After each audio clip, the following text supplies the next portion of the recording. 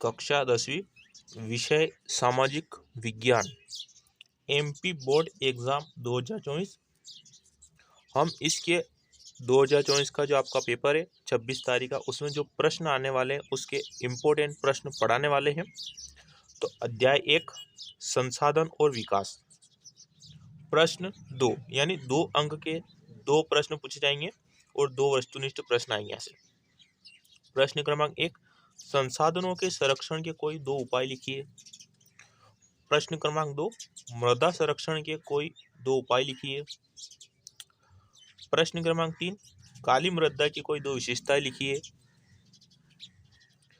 आपका प्रश्न क्रमांक 4, लेटेराइट मृदा की कोई 2 विशेषताएं लिखिए। प्रश्न क्रमांक 5, मृदा अपरदन से क्या तात्पर्य। प्रश्न क्रमांक 6, जलोढ़ मृदा की प्रमुख विशेषता लिखिए। यह प्रश्न आपका 2023 में आया हुआ है। प्रश्न क्रमांक 7, एजेंडा 21 क्या है, इसका मुख्य उद्देश्य लिखिए। ये 2024 के लिए मोस्ट इंपोर्टेंट प्रश्न है।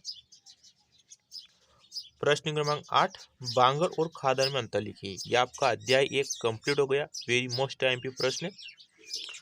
अध्याय 2 वन एवं वन्यजीव संसाधन, प्रश्न 2 अंक यानी 2 वस्तुनिष्ठ प्रश्न आएंगे और 2 अंक का एक प्रश्न पूछा जाएगा।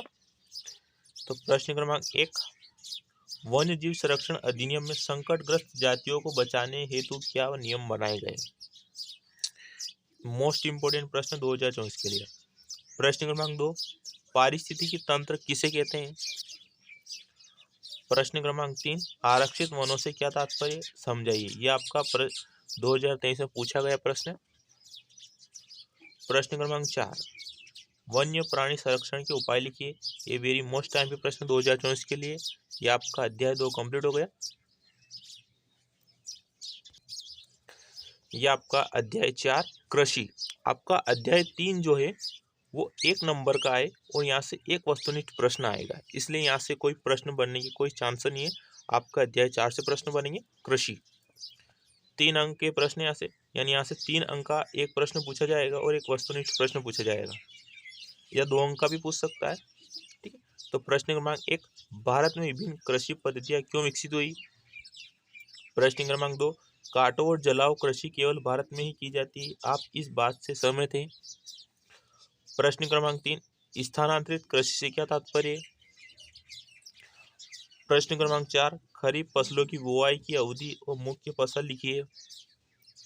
प्रश्न क्रमांक 5, प्रारंभिक जीवन निर्वाह कृषि की कोई 2 विशेषता लिखिए।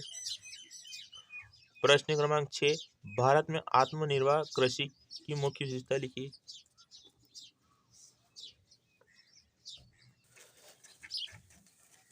प्रश्न क्रमांक 7, रोपड़ कृषि की कोई 2 विशेषता लिखिए। प्रश्न क्रमांक 8, जूट को सुनहरा रेशा क्यों कहा जाता है।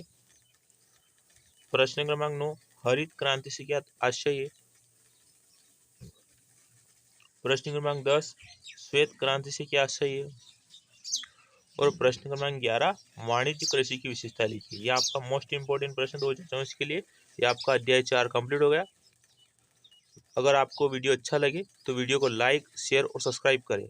अगर आपको ऐसे प्रश्नों की आवश्यकता है तो आप कमेंट बॉक्स में कमेंट करके बताएं, ताकि हम आगे भी उस पर वीडियो बनाएंगे।